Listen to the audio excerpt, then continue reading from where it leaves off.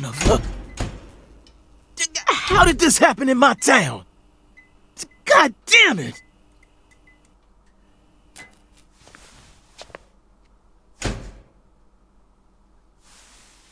The head and limbs were severed and lined up, according to the lines that were drawn with her blood.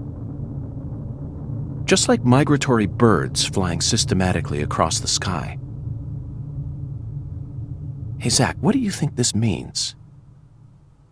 They're severed roots. Severed roots? This is the way the Clarksons kill someone when they want to cut 'em off from the family. And how do you know about this? Everyone in town knows about it. They're just too scared to talk. What does the V stand for, then? Beats me. What, you think I know everything now? Vilitatio. It means quarrel in Latin. That's what the V stands for. Latin. Intriguing, isn't it, Zach? There are no defense wounds on the corpse. In other words, Galena showed no signs of resistance when she was amputated.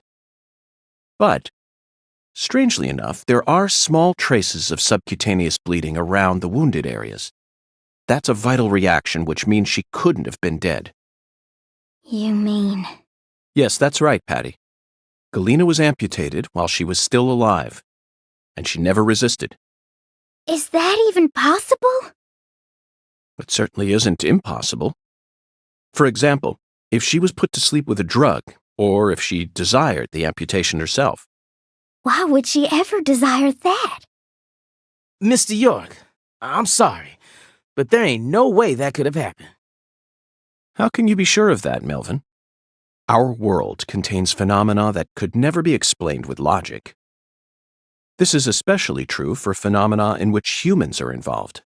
Do you really think all the facets of love and hate can be explained with logic? Well, no, I don't reckon I do. Yeah, might be too early to rule out those possibilities, just like you say. Zach, now we truly know just how deeply the Clarksons are involved with this. Patty, how long does it take to reach the Clarkson estate? Just a short drive. You just gotta head west along the Mississippi. You can't miss it. Got it. Thank you, Patty. By the way, Melvin, no matter how accelerated Patty may be, don't you think she's still a bit too young to see something like this? For the record, I have no intent to instruct others on how to raise their children, but... Holy moly, you're right! Patricia, CLG! Come on, sweetie. Kids shouldn't have to see stuff like this. Daddy, it's too late now.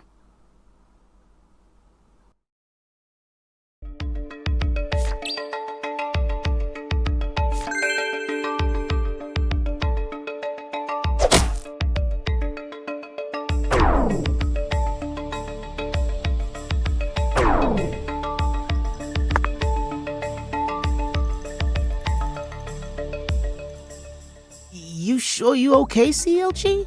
I'm fine. Besides, I'm used to seeing stuff like that on CSI. You're the one who looks pale, Daddy. Well, it did shake me up a little, but I'll be back to normal in no time.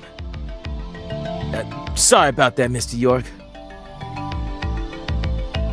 What say we rest in the interrogation room till we all calm down, CLG? Sure thing, Daddy. I'm gonna go sit with Daddy for a bit, Agent York. We can join back up later.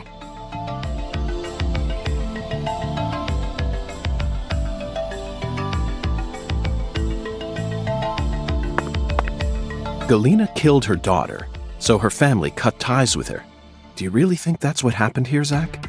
If this is truly the ritual that the Clarksons use to cut ties with someone, why would they go out of their way to do it here, in a holding cell? They could have easily done it after we released her.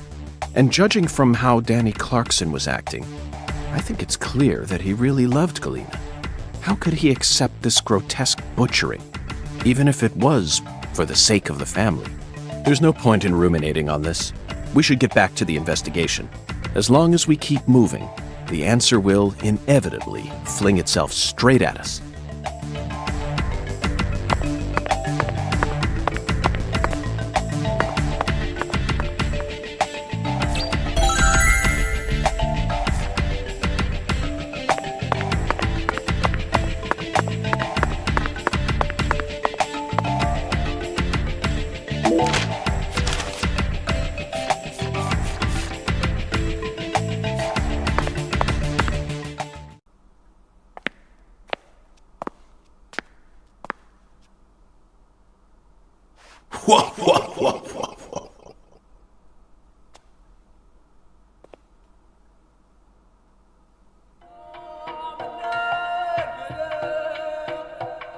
You found the flying serpent. But now, the flying serpent will come to find you. Yeah, that sounds right. And it looks like this flying serpent is a venomous one. Some become feasts, while others are eaten alive. Which fate would you prefer? Both sound marvelous, but let me check with Zach. A fine answer.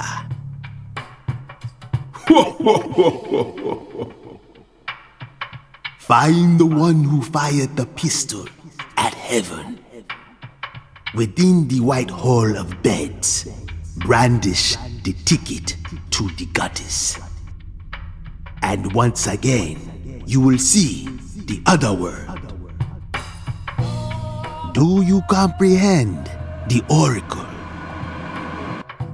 Zach, it looks like he's hell-bent on leading us back into that other world. Follow the oracle. Oh, I will, Hungan. There are only two types of things in our world.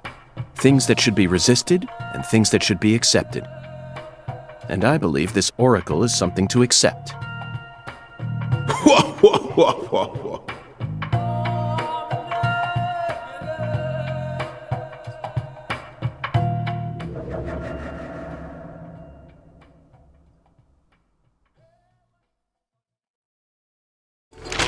Do you think we're crazy for believing everything that skeletal gentleman says? No, we're not crazy. Not one bit. This is our destiny, that's all. But I shouldn't need to explain that to you, Zach. The one who fired the pistol at heaven. Firing pistols at the sky might be a rather common occurrence for the South. Remember? Young Guns, 1988, directed by Christopher Kane. There's that great scene where Emilio Estevez keeps firing his Colt M1877 up at the sky. Oh, but that film took place in New Mexico, didn't it? And the Oracle probably isn't referring to a situation like that. It's got to be for some purpose other than an attack or a threat. Raising a pistol up to the sky, then slowly pulling the trigger, kind of sounds like the start to a race. Don't you agree, Zach?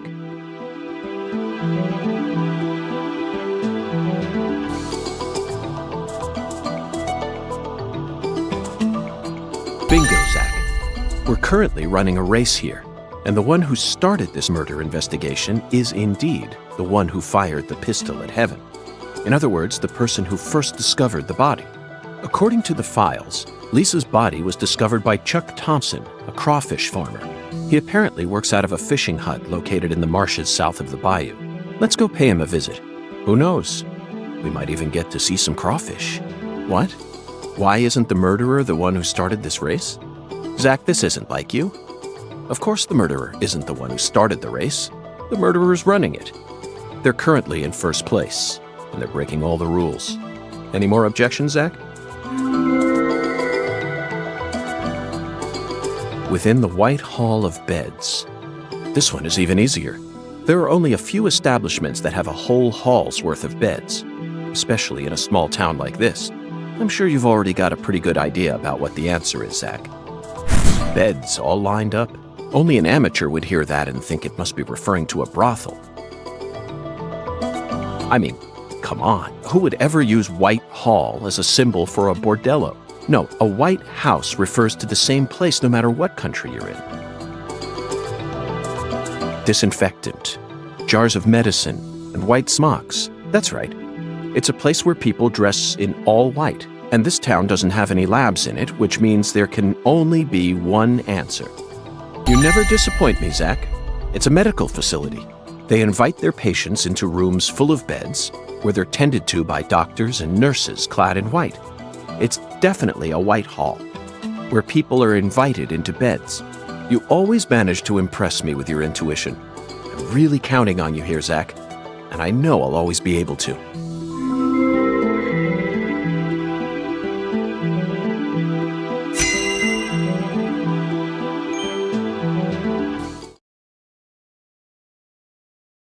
Agent York, you're trying to leave without your trustworthy assistant?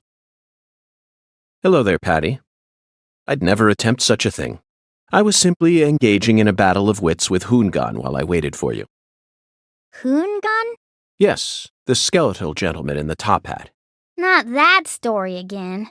Is this how you always conduct your investigations? This is the way I work. I bet you can't find a single partner, not even in the entire FBI. That's not true.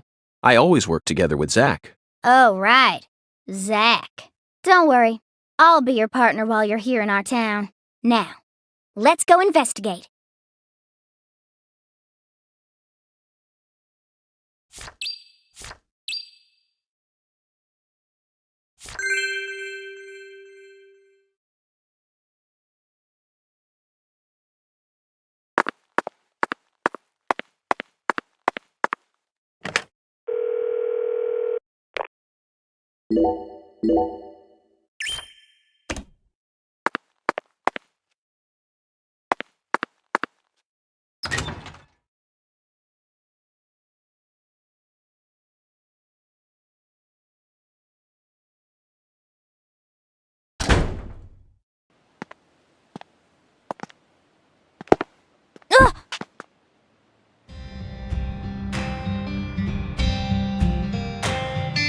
How's your mama?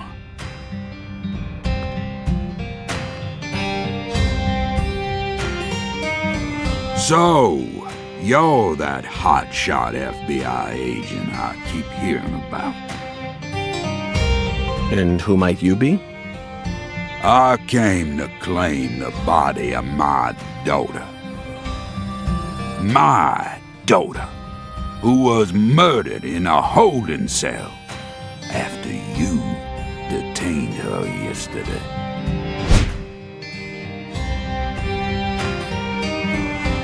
Zach, I wasn't expecting to run into the final boss this early.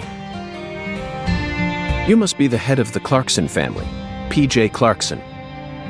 And you've come to claim the body of Galena Clarkson, whose dismembered corpse was found early this morning. Is that correct? Where did you learn that Galena had been murdered? Zach and I just learned of the news ourselves. This is Lou Carré. And I am P.J. Clarkson. There ain't a single thing I don't know about this town. I see. So then you must also know about the severed roots ritual. I have a question for you, Philip. We suspect that Galena was murdered by someone from the Clarkson family. Have you given that possibility any consideration? Listen up, you FBI piece of shit. You better watch your manners around my pa. Shut up, Daniel. But, sir... My bad, sir. I'll have you know I once had 3 children. But I must not have raised them very well, because my son and my eldest daughter both ran away and never came back to me.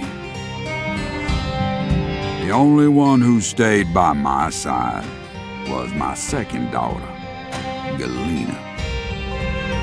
Then she done married Daniel here into the family and presented me with both an heir and a granddaughter. Seemed for a while as if things were finally starting to calm down. But then, someone corrupted both Galena and Lise. And I lost everything. Well, aside from my shit-heel son-in-law, that is. You understand me, FBI? Galena's death is nothing but a loss for the Clarkson family. That doesn't mean the Clarksons are automatically innocent, though. Humans don't always act out of self-interest, do they? That mouth. You're starting to sound more and more like your mother.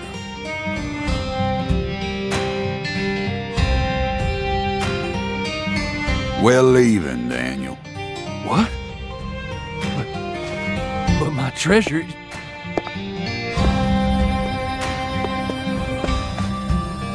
Now, whether you end up being an angel or a demon, I reckon you're the man I've been waiting for all this time. Once you finish that autopsy, and we're clear to take her home, I want you to give me a call. They're phenomenal, Patty. So perfectly rural. Ominous statements, foul-mouthed insults. This town possesses a complicated system of communication that you just can't find in the city. Work-centric emails are so cold and lifeless. This is what true human connections feel like. Connections as visceral as blood itself. So, Agent York, what's next on your agenda? The last boss may have gotten the jump on us, Patty, but I didn't let him shake my resolve. I intend to obey the skeletal gentleman's oracles, and that's that. First, we should head to either the home of the person who discovered Lisa's body or to the town's medical facility. Well, Zach, what do you think?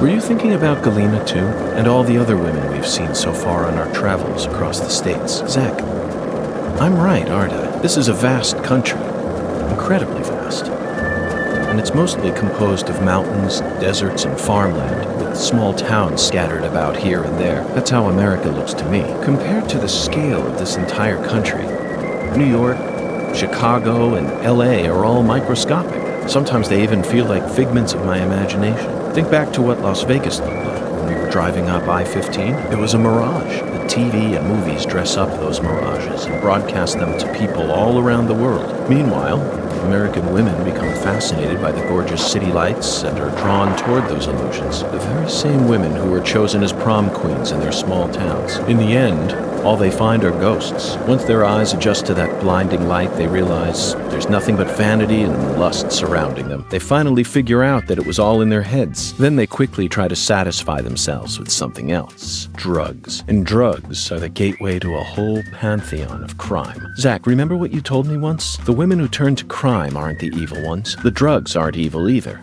They're nothing but chemicals. The ones who feed off those women and use them. They're the ones to hate. Let's go, Zach. We need to find the person who's hiding behind Galena and drag them out into the blazing southern sun.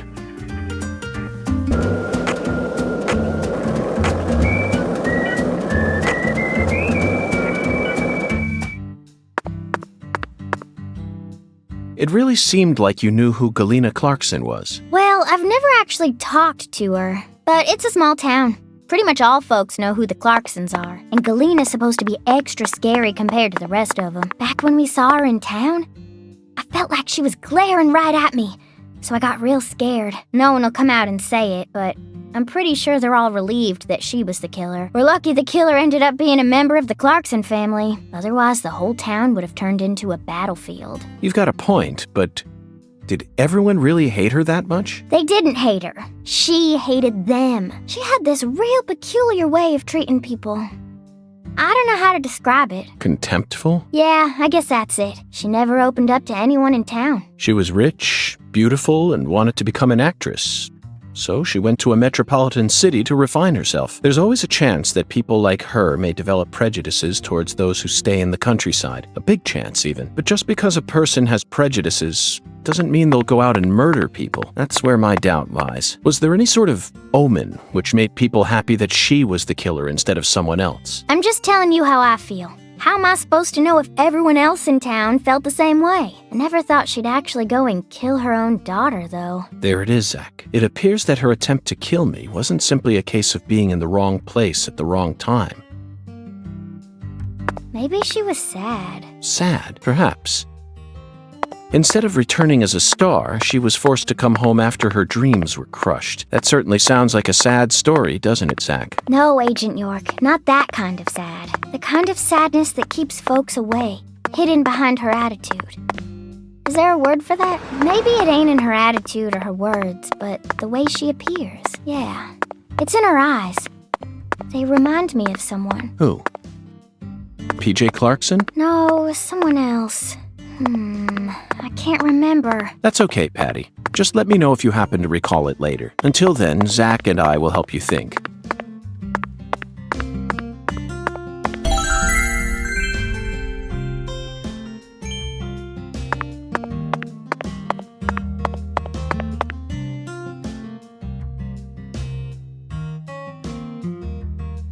Hey, Agent York, just so you know, dealing with Pastor Sanders is gonna be a big pain in the butt.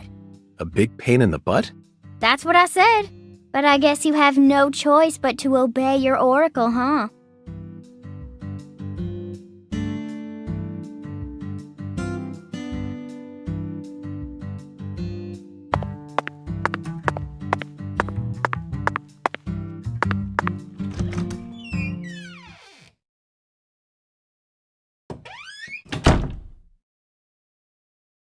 I don't like hospitals.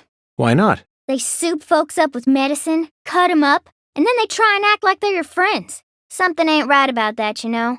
It goes against the laws of nature. Plus, this is a church. So you got a pastor, a servant of God, actually playing God with his patients. I think you have a point there, Patty. These days, we can neither determine death nor reproduce without the help of modern medicine. Yeah, our world's become quite an unnatural one. Oh, excuse me. This is Carré. You need to watch where you're going, or someone might end up tripping you.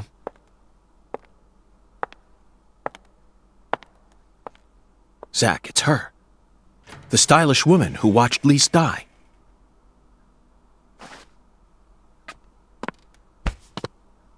I've been waiting for you, lost lamb.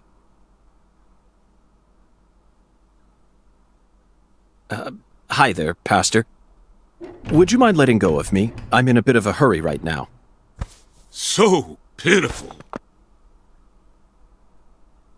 The Lord hungers. Here we go again. What? Pitiful. Truly pitiful, my little lamb. No, neither Zach nor I. Oh, so pitiful. So pitiful, just pitiful. The Lord hungers. 1 can of Spam, 1 can of red beans, and 1 can of spinach.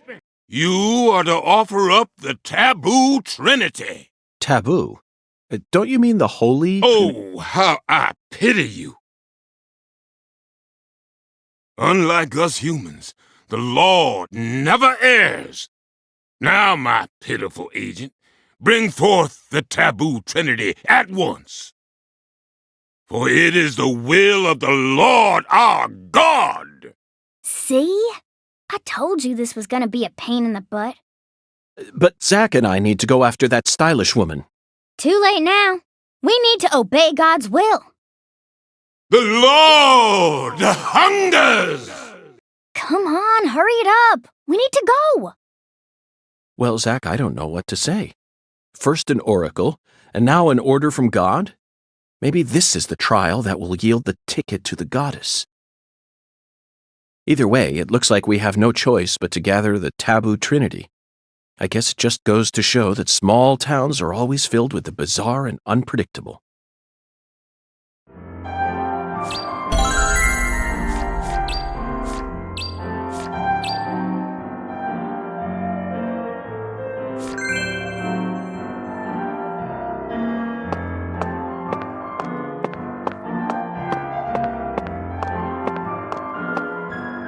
One can of Spam, one can of red beans, and one can of spinach.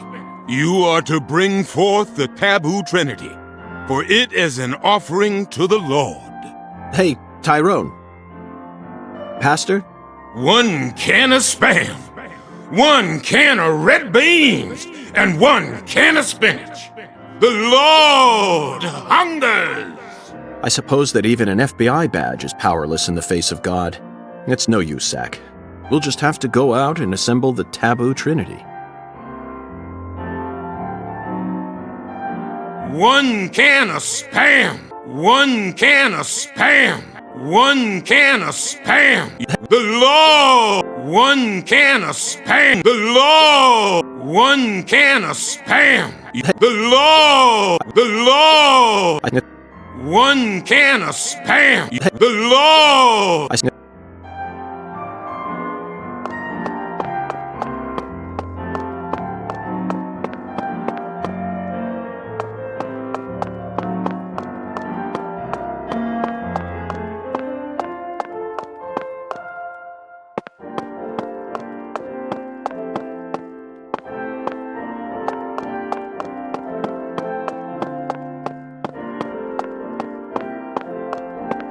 One can of Spam. It's no.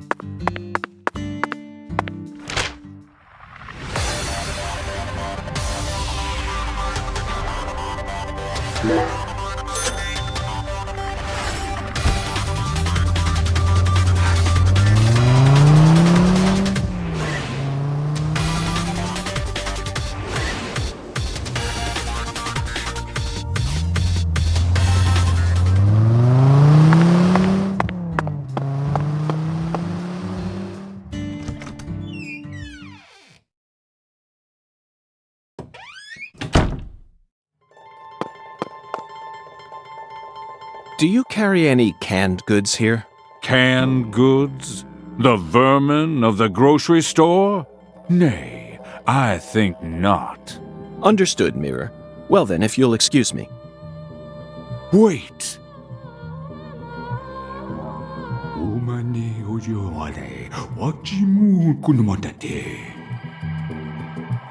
Yes, I can see it. I can see the canned good thou seeketh.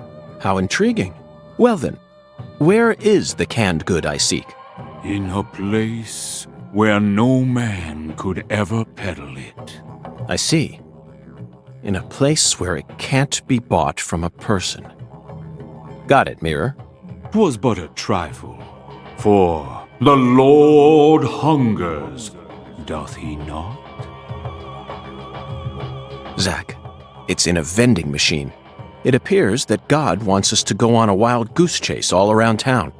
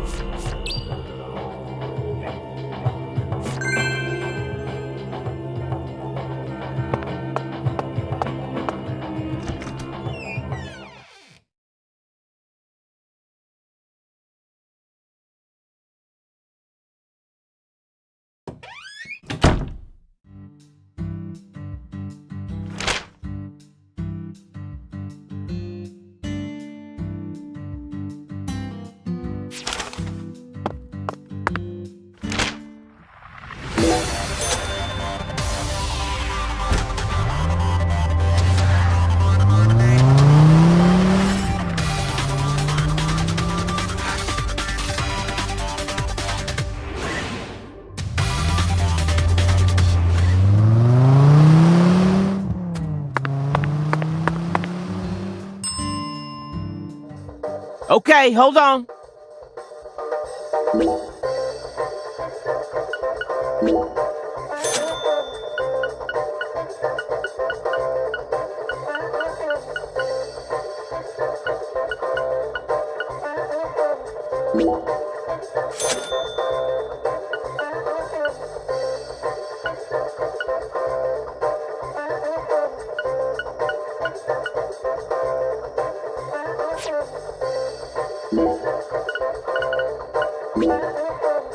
Mr. York. Spam, huh? You a potted meat kind of guy? No, Melvin. I've simply gotten myself tangled up in a little mess. Oh, I get it, Mr. York. The Lord hungers, right? Yes, apparently the Lord is starving, and I'm a lamb with no sense of direction.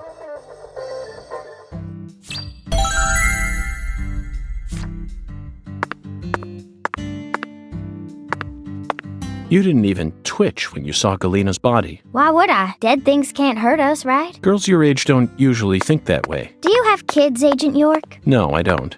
I'm not married either. Then you have no idea how girls my age usually think. Besides, I'm used to seeing dead bodies thanks to CSI, especially dismembered corpses like hers. You know, for a so-called profiling professional, you're pretty clueless. In that case, allow me to apologize. But don't you think it's a bit of a leap to discount my observational abilities simply because corpses don't scare you? I don't know. I mean, you're completely wrong. Do you know what I was thinking back there then? Of course not. I'm not a pro. The same goes for me, Patty. No manner of pro could ever know 100% of what another person is thinking, unless, of course, that pro has a mental connection with them, like Zach and I have. If I was telepathic, I wouldn't have joined the FBI. I would have taken over a small country or become a messiah. Now who's making crazy leaps? I will admit, though, Patty, I feel like you and I have something in common. We definitely have similarities, even though they aren't as strong as the ones that Zach and I share. Whatever. Perhaps you and I grew up under similar circumstances. We're both unique cases. Huh? Unique cases? In your case, your beautiful mother's second husband became your daddy, but then your mama got sick, forcing you to take care of things, while you used CSI as your escape. Would you just knock it off? I ain't trying to act like some tragic heroine here. And I don't care that my daddy isn't the same color as me. You're way more narrow-minded than I took you for, Agent York. Narrow?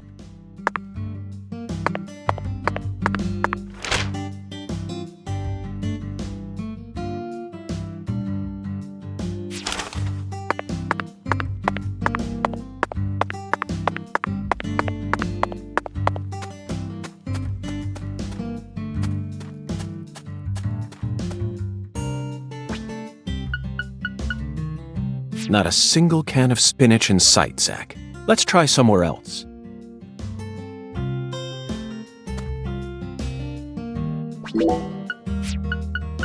Not a single... Let's...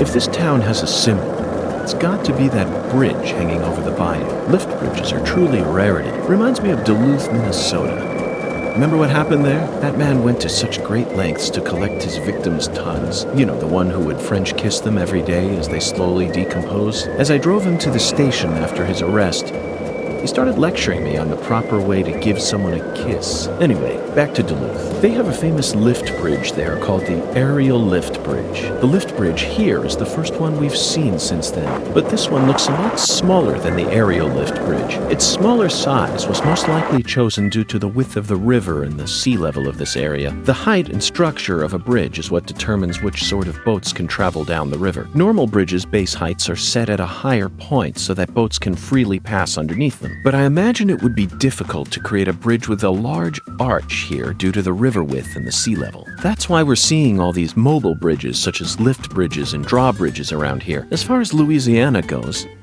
it appears that they've built mobile bridges over most of the bayous. Fascinating, isn't it, Zach? So many different types of bridges. I'm curious to learn even more about bridges now. Let's do some detailed research next time we get the chance.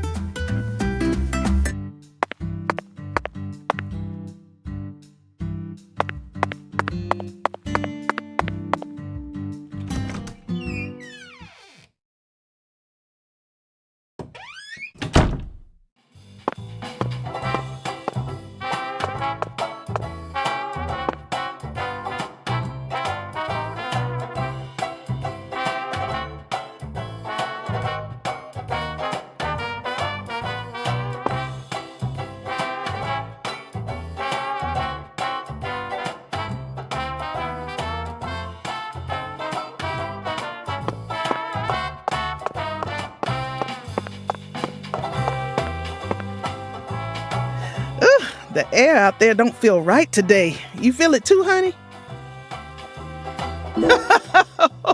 Oh, coming right up, honey. I'll put my heart and soul into it.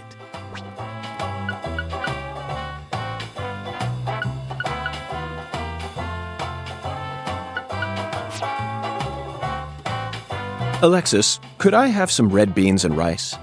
Oh, my Lord. Sorry, honey, but no can do. We only serve red beans and rice on Mondays. That's a meal you eat when you're busy, like folks usually are on Monday. It's been a tradition here in Louisiana for as long as I can remember. Wait, honey, don't tell me. You're the type who does your laundry every day? Oh. Tradition, Zach. This is it. The Deep South. Louisiana. We need to obey tradition here and come back on Monday.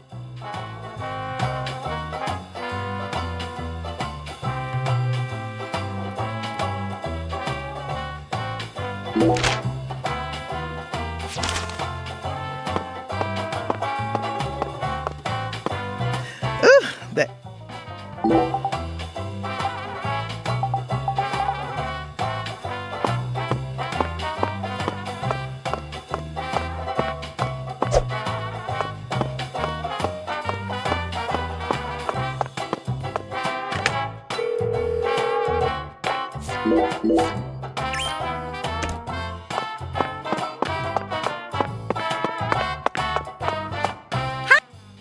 Well then.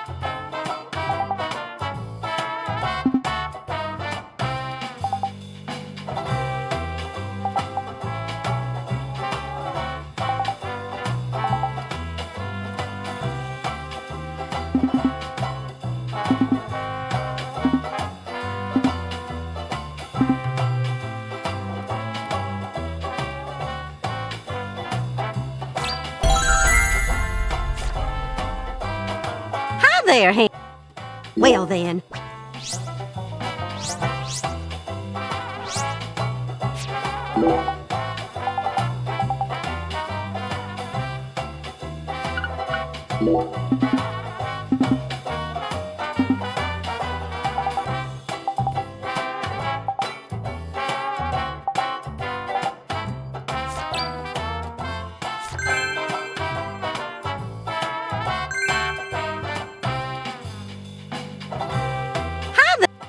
Well then.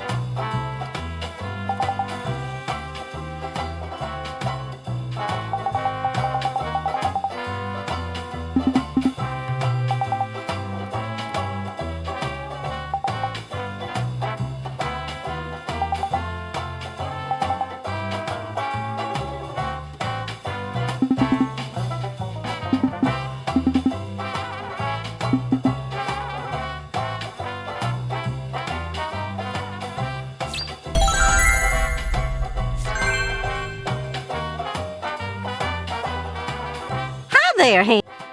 Well then. Well then, if you'll excuse me, one needs to develop a... Hi there.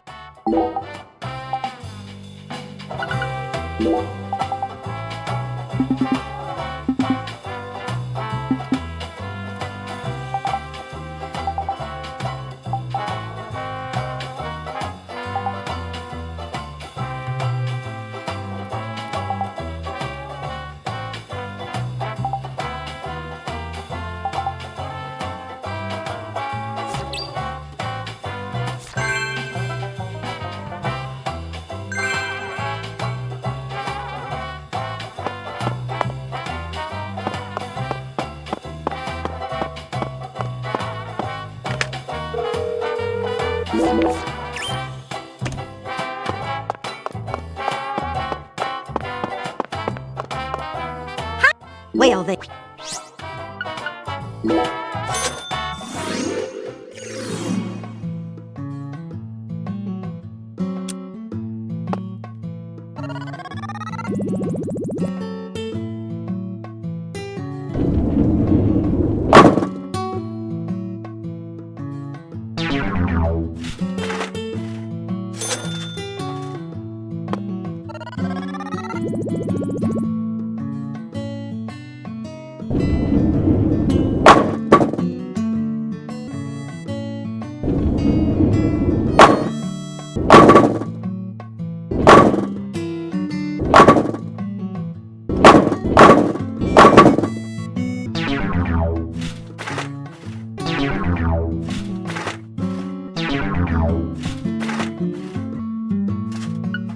Keep working hard and never you.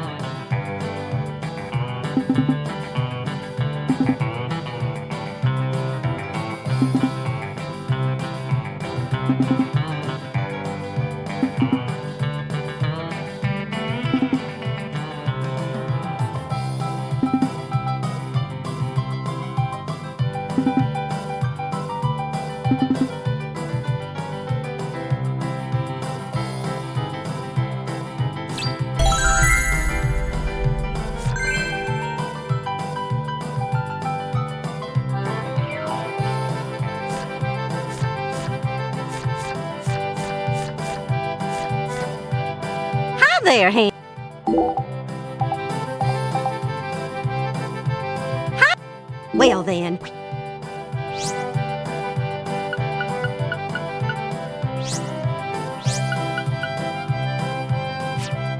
Well then, if one needs to develop.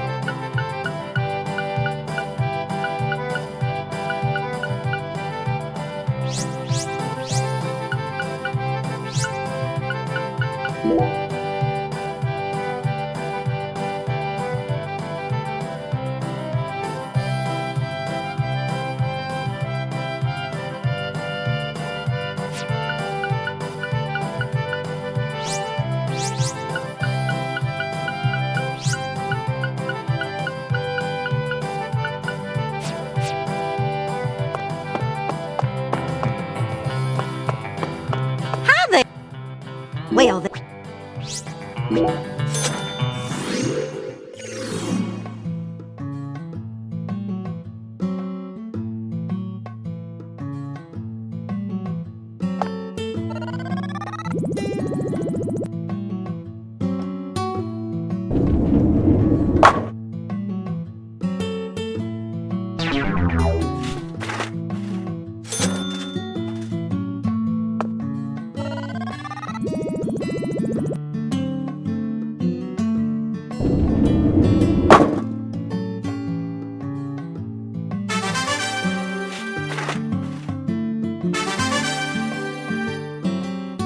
Keep working hard now, handsome. And never forget, you have the potential to go semi-pro someday. You mustn't let that talent go to waste.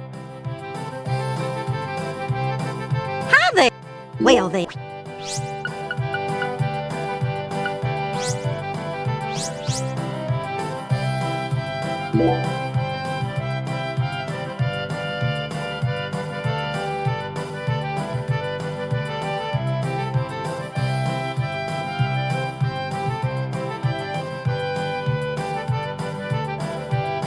Well then, one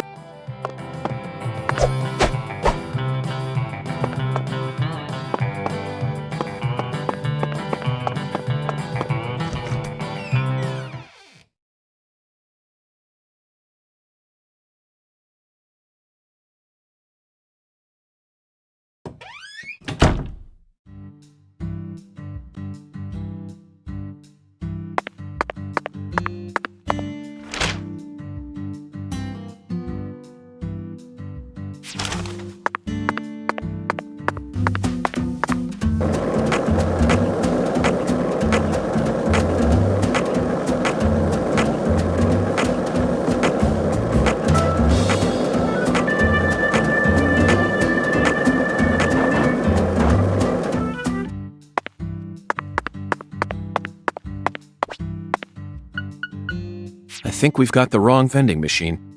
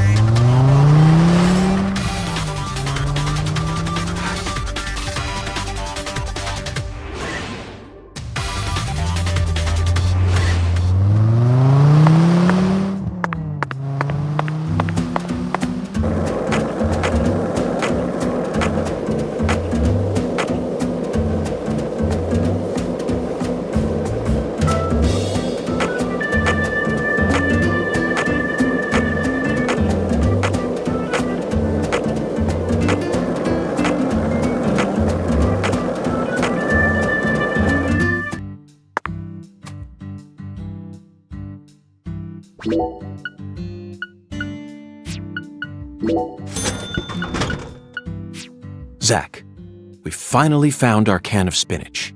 Look, Zach, even this vending machine is managed by Clarkson Food Delivery Services. But who in their right mind would sell canned goods in a vending machine in the middle of nowhere? I only hope that it's not expired.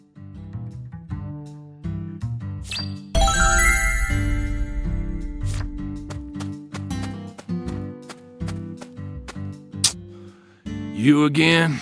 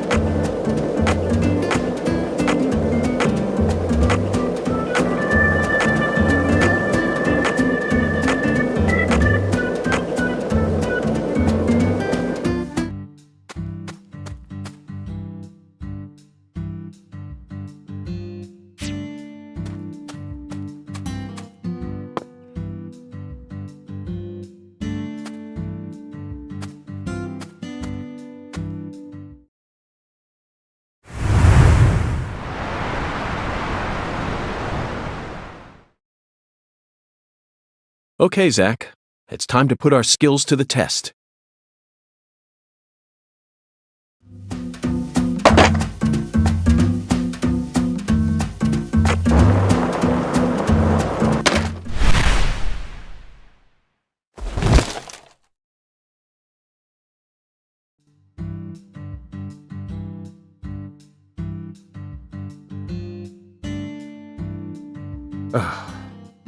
Well, Zach, it seems as if we've reached an impasse. I'm afraid we won't be able to proceed any further like this. Carré Tiger to DC Eagle? Is everything alright? Hello, Melvin. Sadly, my darling just gave out on me. Your darling? You mean... Yes, that's right. My beloved skateboard. I know the chances are slim, but do you happen to know of any establishments in town that can repair skateboards? Please, I hope this doesn't offend you. Neither Zach nor I would ever dare to assume that a remote country town like this would have a skateboard shop in it. But perhaps you have at least one eccentric who likes to tinker with them in their spare time. I know just the person. Double bass player by night, trick master by day. God blessed her with 2 talents, and her name is Emma Sanders. Emma? That's right. She's Pastor Sanders' adopted daughter, and was also Lise Clarkson's best friend. Emma really knows her stuff. She's got tools and a mountain of parts, so I'm sure she'll be able to help. I owe you one, Melvin. Zach, I never thought we'd find our very own skateboard mentor out here in the sticks. Let's head straight to Emma. What is it, Zach? Why didn't I just ask the sheriff to tow away the old cars? But isn't it obvious? I want to overcome this obstacle using my own strength. In fact, I want to soar over it.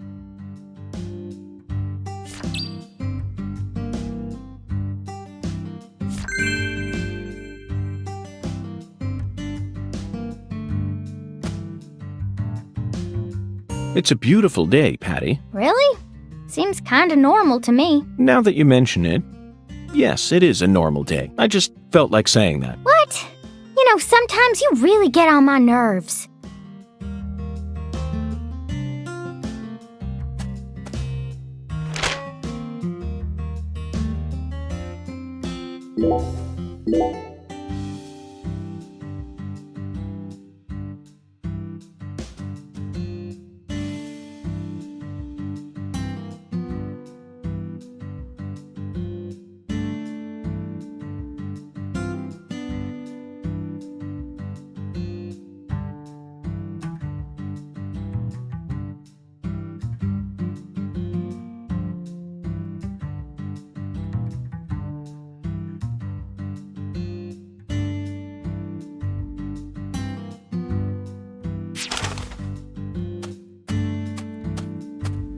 Patty, this town is so peaceful. Excuse me? Did you forget that we're investigating a murder case? True, but it's still far more peaceful than the city I live in. Okay. Hey, let's chat. Want to hear about all the depraved serial killers I've encountered so far? No, thank you. Forget what I said.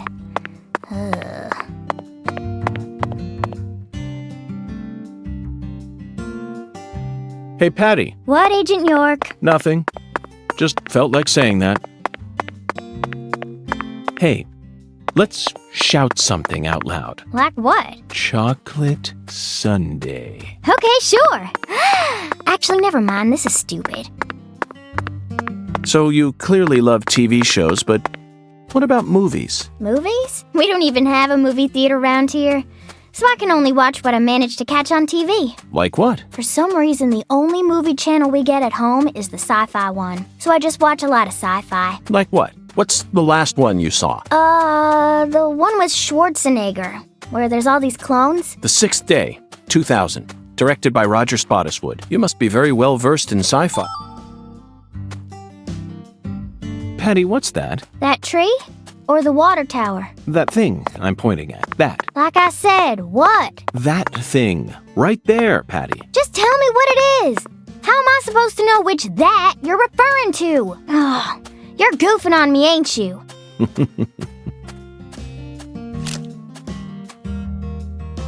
By the way, Patty, what do you usually do when you're at home? Is this an interrogation? Oh, no. I just figured that since we're working together now, it'd be a good idea to learn a little more about you. Should an adult male like you really be asking a little girl this kind of question?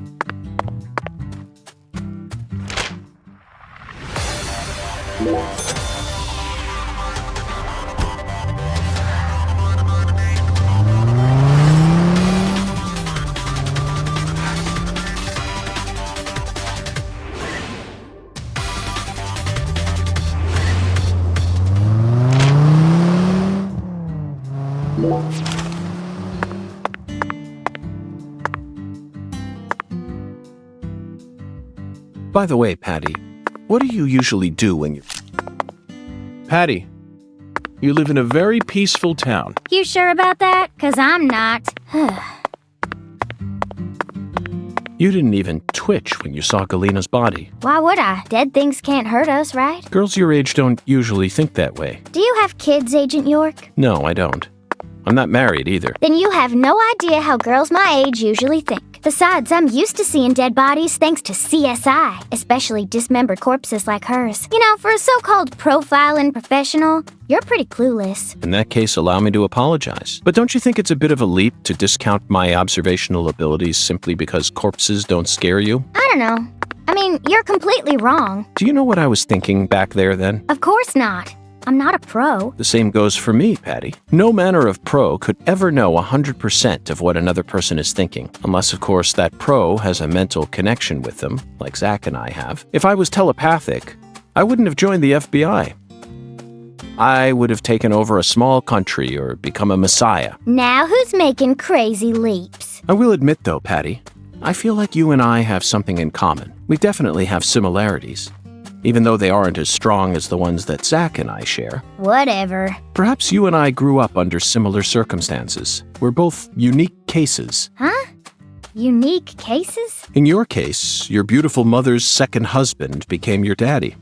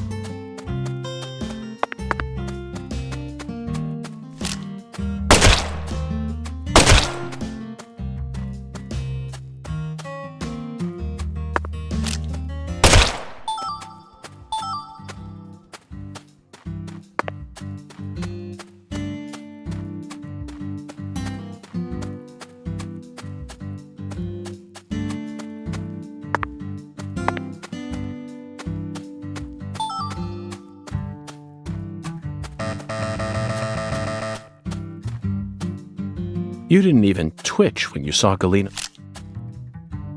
What else have you seen on that sci-fi movie channel? Agent York, why are you asking me that? Discussing movies is one of the most basic forms of communication in our country. What time period do you live in? It's always been that way in every era.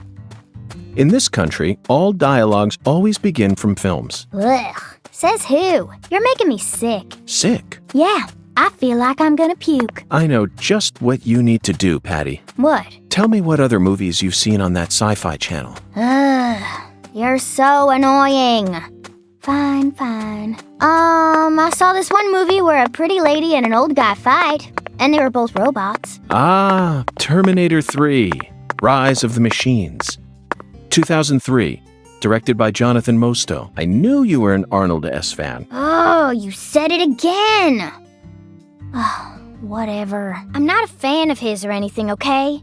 He just happened to be in it. So, what did you think? I knew of the name Terminator, but it was my first time seeing one of those movies. What? You've never seen Terminator? Well, the first two came out before I was even born. I know, but come on. It's Terminator. Boys probably like it, but I'm sure most girls don't give two craps about it. Oh, but I know it was directed by the same person who did Titanic. Titanic? Oh, you mean Raise the Titanic. 1980, directed by Jerry Jameson. But he didn't direct Terminator. He's famous for Airport 77 and The Deadly Tower. You probably know this already, but The Deadly Tower was based on the 1966 Texas Tower Sniper incident. I learned about it at the FBI Academy in Quantico. In the film, Kurt Russell plays Charles Joseph Whitman, the assailant. He really brought the character to life with an awe-inspiring performance. What's wrong, Patty? I'm just trying to talk about Terminator 3, that movie you saw, but you're not paying any attention. So be it. If you're not in the mood to talk, then let's return to the investigation. It's a shame, though. We really wanted to hear more about the films you saw, didn't we, Zach?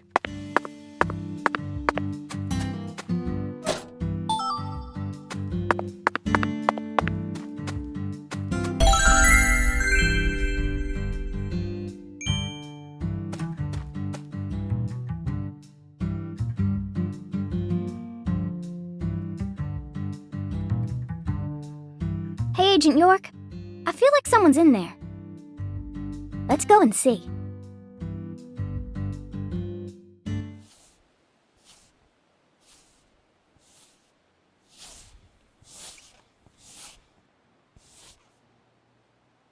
Huh? What do y'all want? I'm kind of busy here.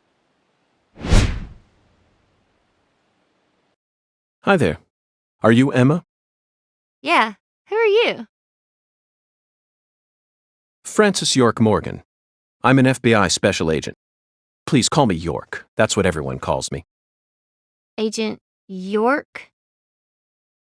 So, what does the FBI want with little old me? I already told the police everything I know about Lise. Emma, I haven't come here to talk to you about Lise. Although I suppose it's sort of connected in a way. My darling is broken, and I need you to fix her. You call your board your darling? I never heard that one before. All right, let me see it. I'll try and assess the damage.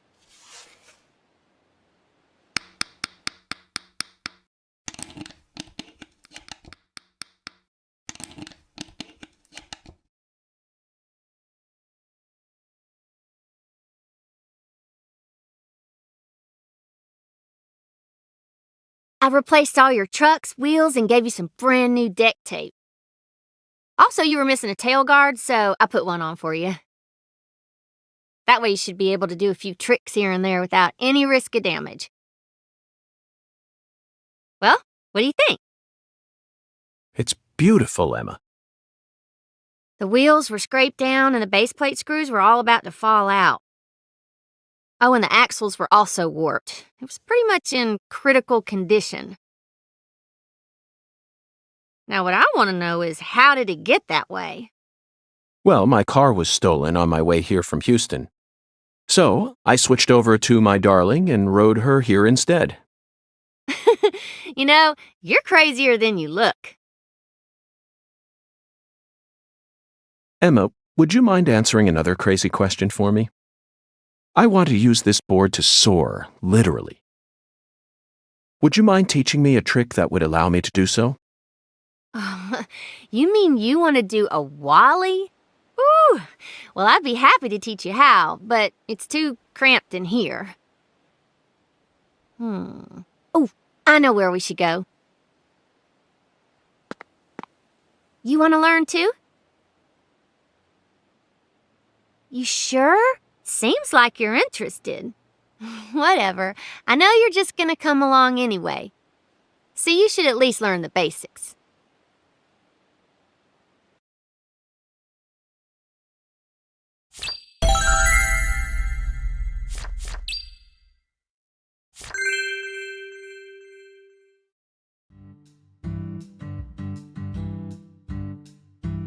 Okay, Agent York. Now we should have enough room to practice. I'll show you how it's done first, then you just practice till you learn how to do it, okay?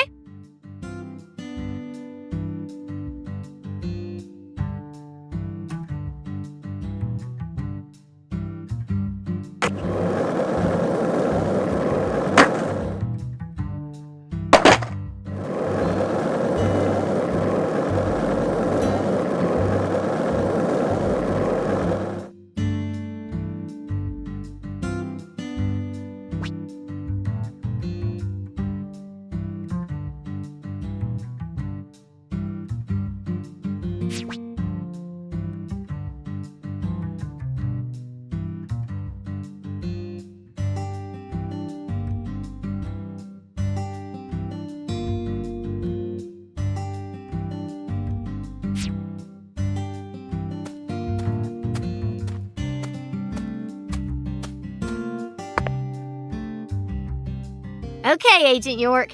Now we should have enough room to practice.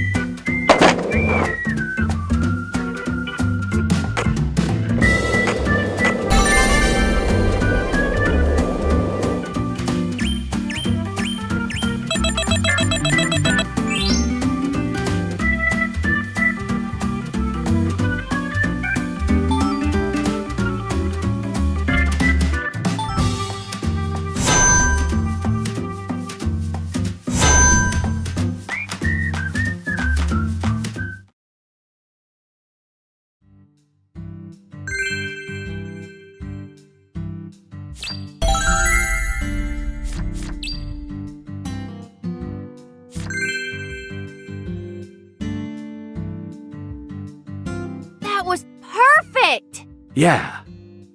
Thank you, Emma. I only learned that new trick thanks to your guidance. Now I'm sure that Zach and I will be able to reach our destination without any trouble at all. Thank you for assisting in the investigation. Glad to be of service. If your board breaks again, or you feel like customizing it a bit more, just stop on by my workshop. I'm pretty much always there during the day. I'm also taking some time off school because of what happened with Lise. Skating and playing music are the only things that help me escape the pain of losing her.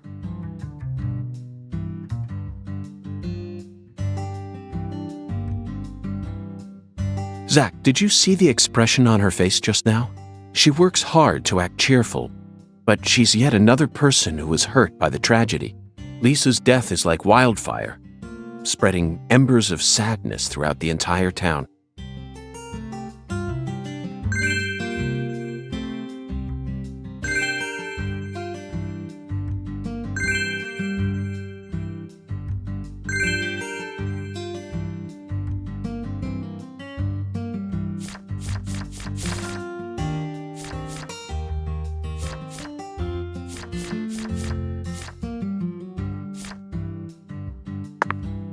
So you clearly love TV shows.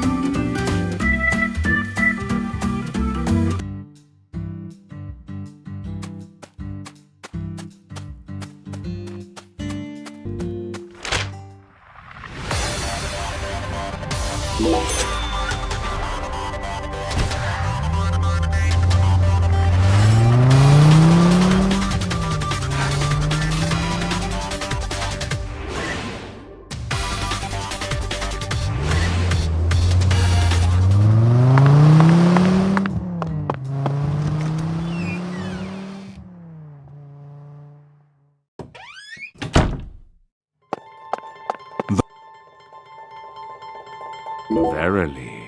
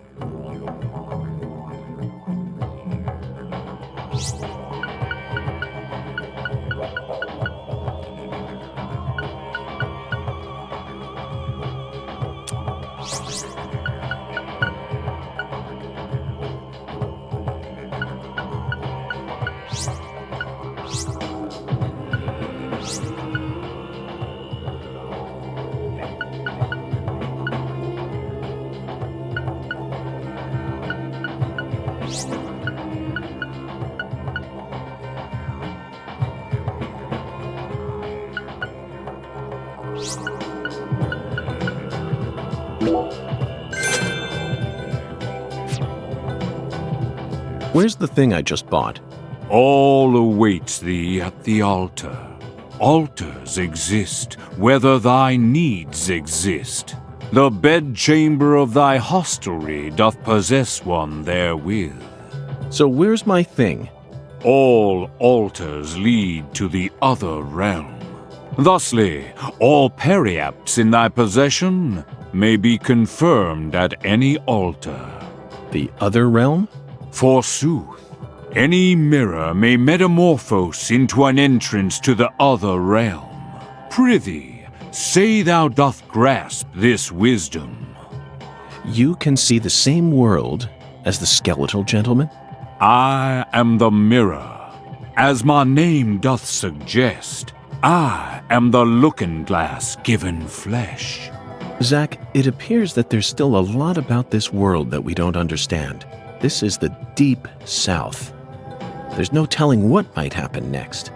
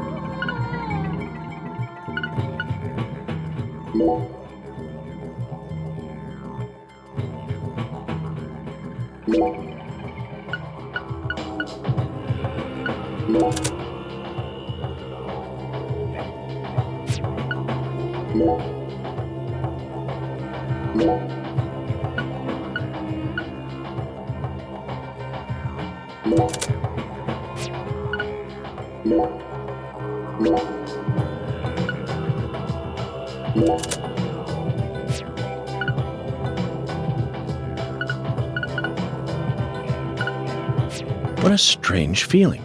It looks like there are spots to place other items as well. If we find anything that seems like it might fit, let's bring it back here. After all, what do we have to lose? What, you think that sounds like a pain in the neck? Come on now, Zach. Surely you know that all rituals work this way.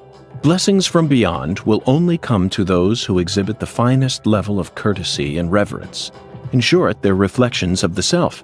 Only with a mind deep in the dirt will you know true tranquility. Then your body will turn to dust and dance with the wind. Who came up with that quote? That one was all me, Zach. Thou.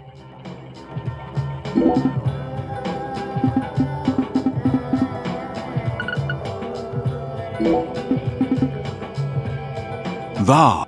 Verily.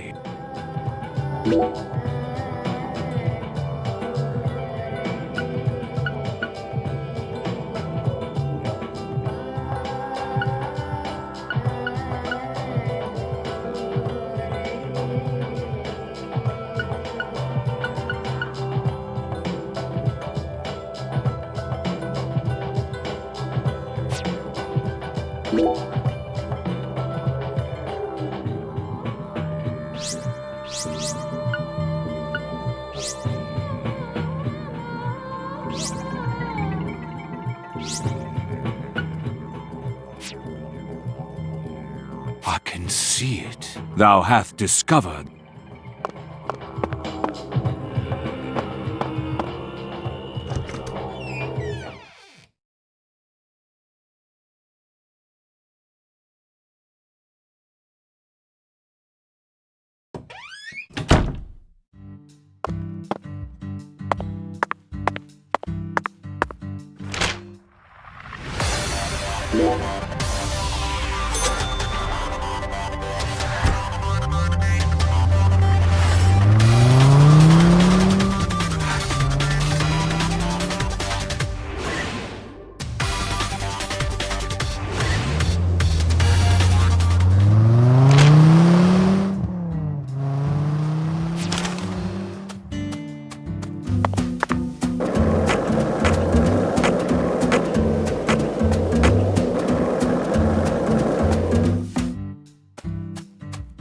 Smarty pants, what you want?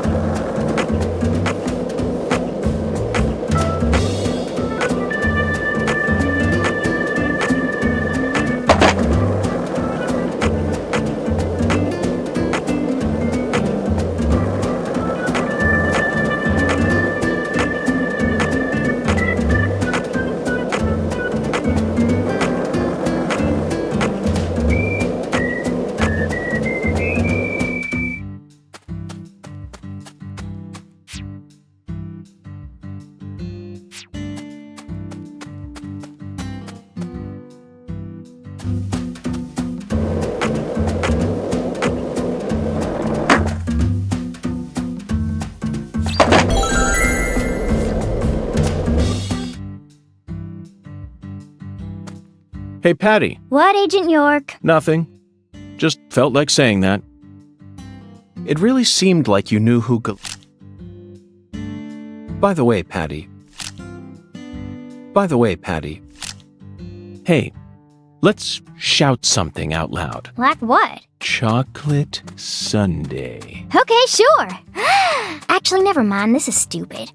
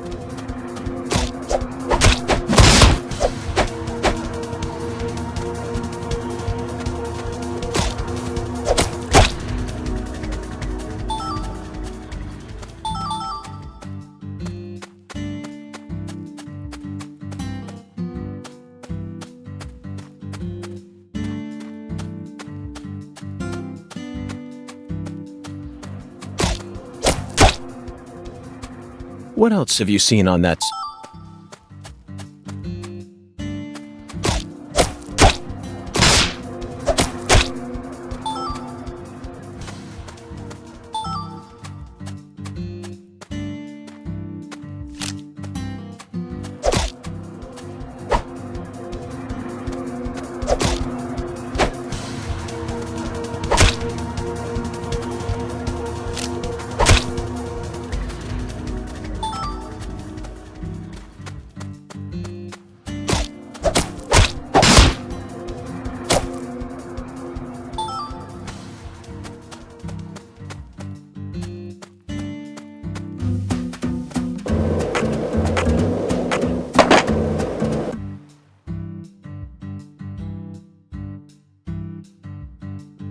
Hey, Agent York, are you sure you really want to talk to this guy?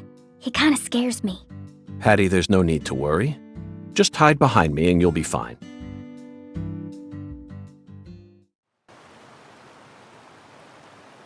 Chuck Thompson, you were the first person to find Lisa's body, correct? I'm FBI Special Agent Francis York Morgan. Please, call me York. That's what everyone calls me. Agent York. Seems like he ain't in the mood for talking.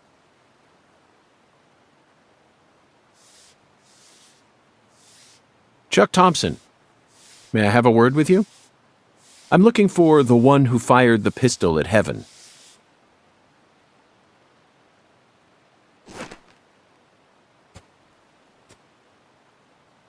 You trying to say I gotta aim up to shoot 'cause of my height?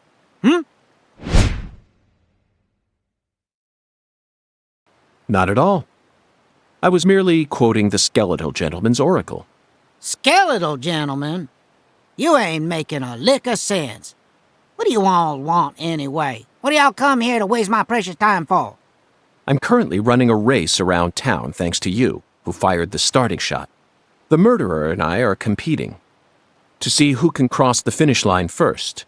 Unfortunately, the murderer got a generous head start on me. If he gets away from me, I'll lose. But if I can catch up to him, then I'm sure I'll win.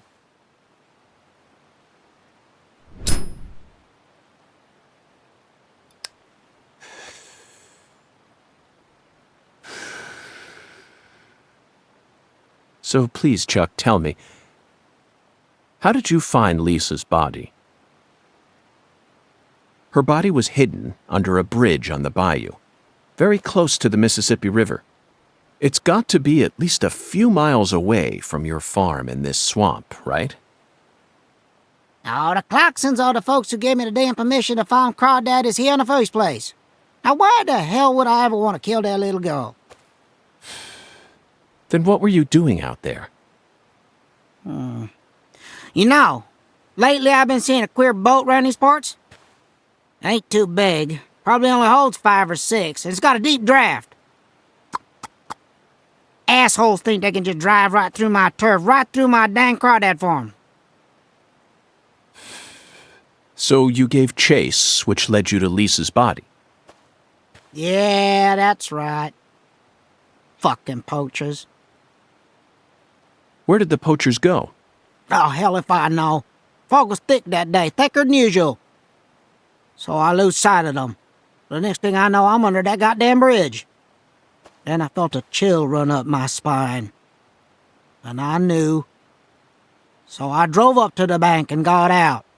And there she was, strung up on that there altar.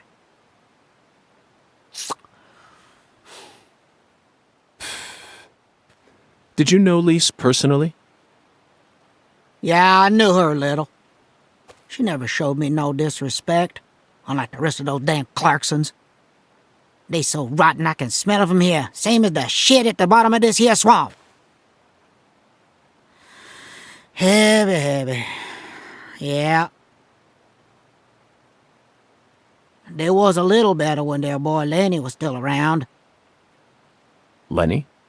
Yeah, Leonard, PJ's son. He never showed me no disrespect neither. And he's the one who gave me permission to farm here. But, well, ever since he left home, his whole family's gone straight down the shitter. Lisa was the only decent one left.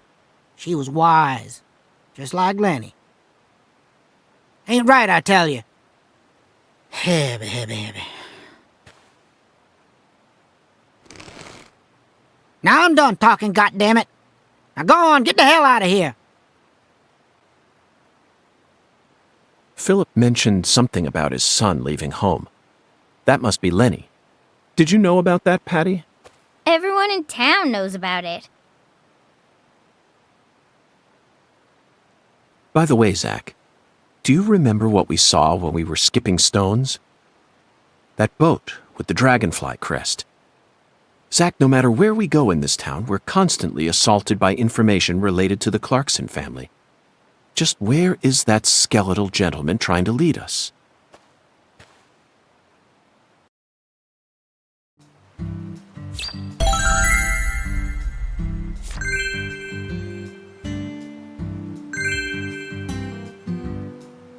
We successfully found the one who fired the pistol at Heaven. Now we need to visit the White Hall of Beds. You know, Zach, it almost feels like we're orienteering here. Doesn't it remind you of our training in Quantico?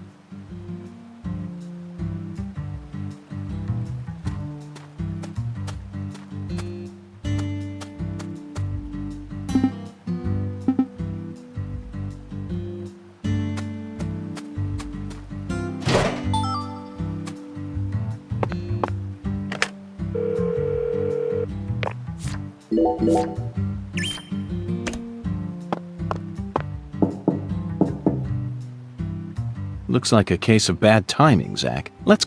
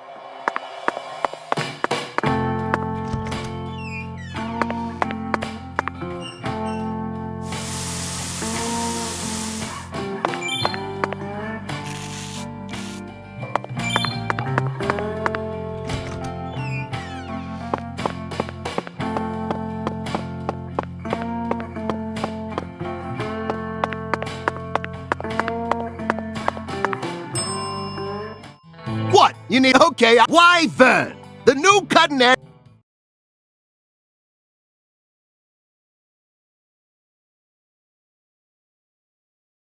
How's the investigation coming? Must be going well if you're on the case. That's what I'm talking about. Come on, get in, get in.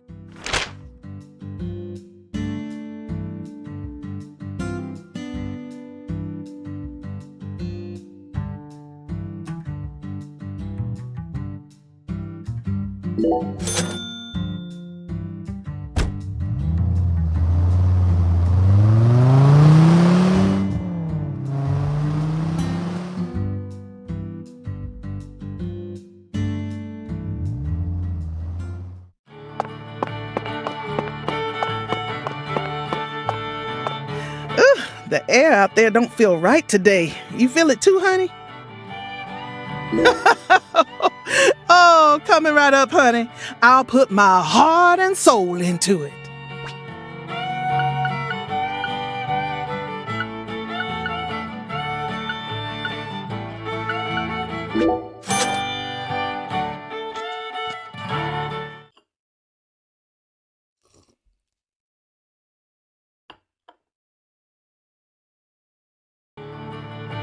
Come back anytime, honey.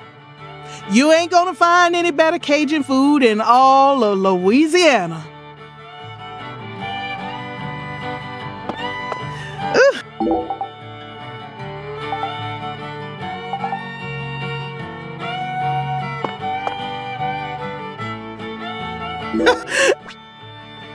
Come back anytime. You ain't gonna...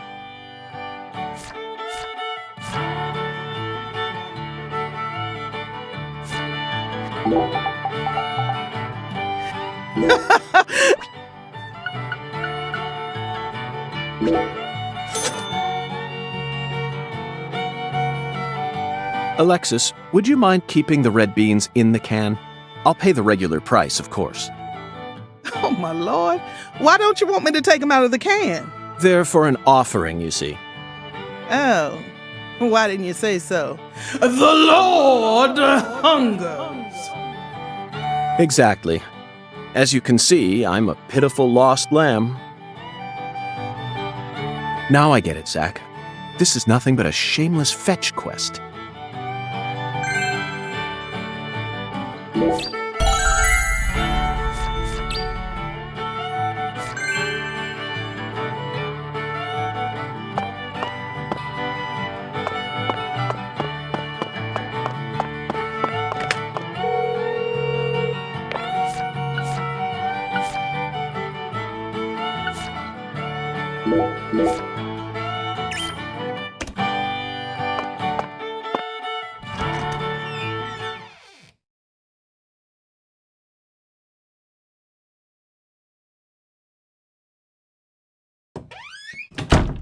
Zach, we finally managed to assemble the Taboo Trinity, and it was certainly no small task.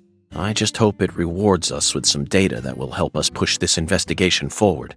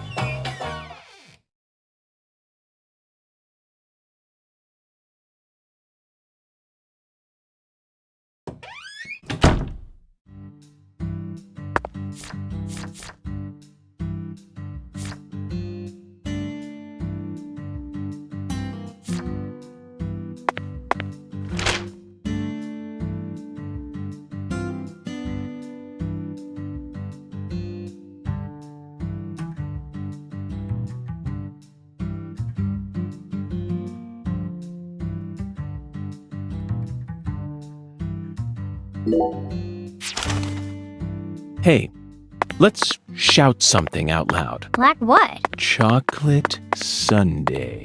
Okay, sure. Actually, never mind. This is stupid.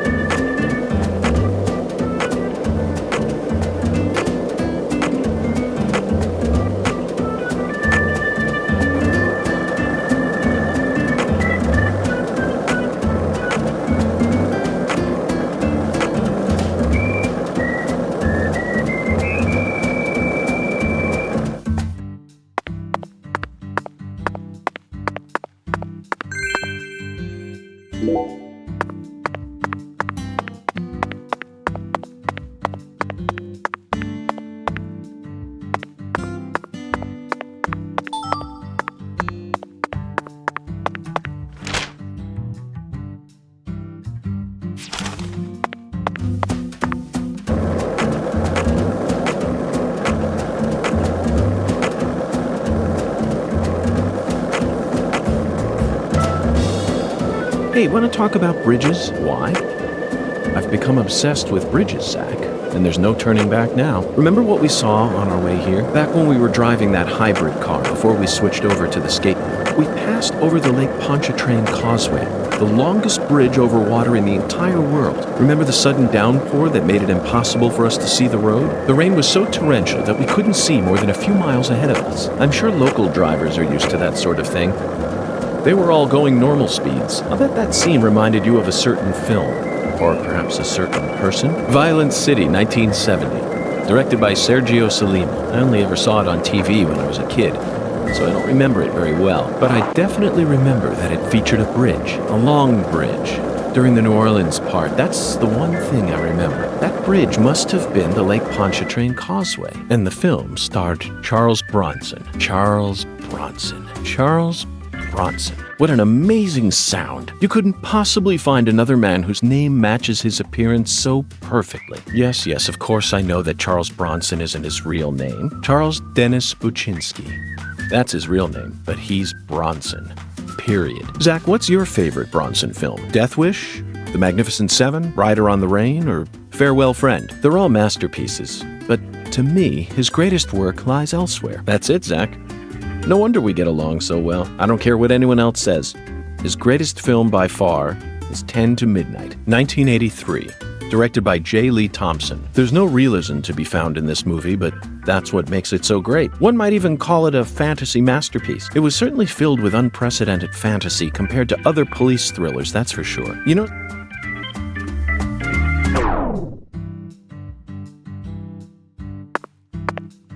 Patty, what's that? That tree?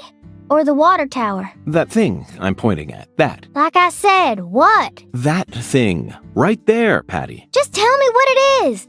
How am I supposed to know which that you're referring to? Oh, you're goofing on me, ain't you?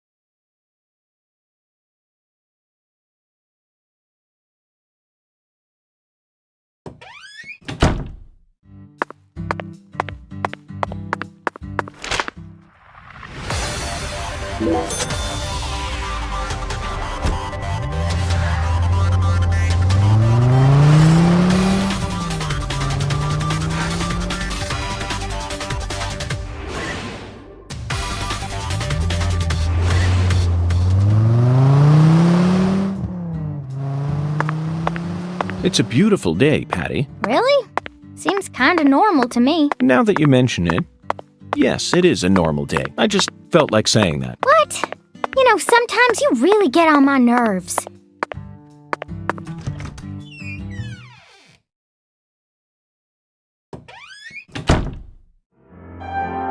Come on. It's time to show that pastor the fruit of our labors. You don't know what you're getting yourself into.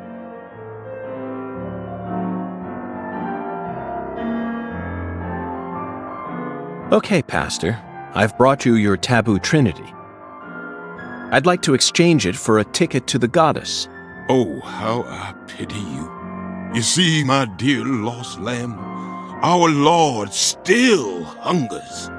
One anaconda skin, one squirrel tail, and one pressed white guara. This is what you must bring next. Are you kidding me? How pitiful.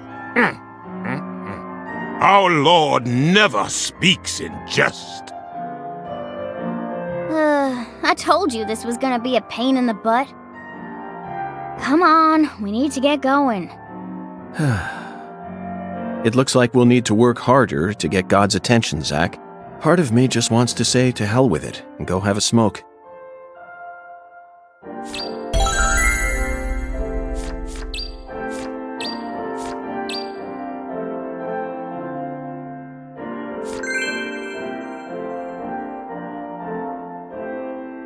One can of Spam! One can of Spam! One can of Spam! The Lord! One can of Spam! One can of Spam! One can of Spam! The Lord! One can of Spam!